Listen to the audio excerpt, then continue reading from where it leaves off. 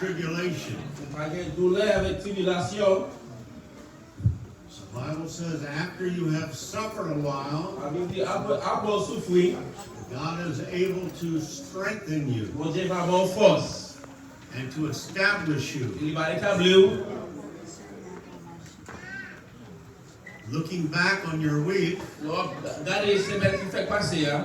have you learned how to suffer with one another? If you haven't learned how to be kind with one another,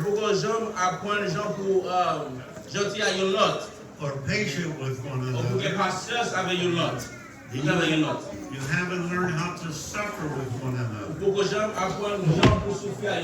You're missing an opportunity to be established in the Lord. L'église déjà était à Delaware, si vous n'avez pas passé les masses là. If things that other people do bother you,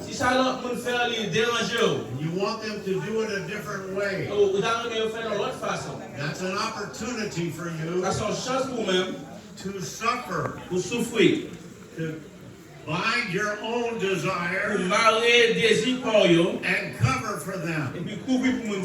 If you want them to pick something up, later you go pick it up. That's your heart desire. Don't put it on them.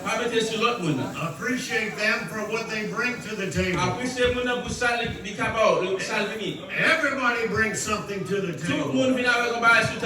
They may not bring what you want them to bring, but if you want them to bring it, that could be God talking to you. Do you know the voice of God? Learn the voice of God. When something is troubling you about other people, that's God talking to you. Time for you to make a sacrifice. Time for you to enter into more of God. God wants to establish you. He wants to strengthen you. There's a weak area in your life. It can cause you to fall. He wants to strengthen you. He wants to establish you. He wants to take you to the next level. He wants you to abide with Him. He wants you to have peace with Him. He wants you to reign with Him.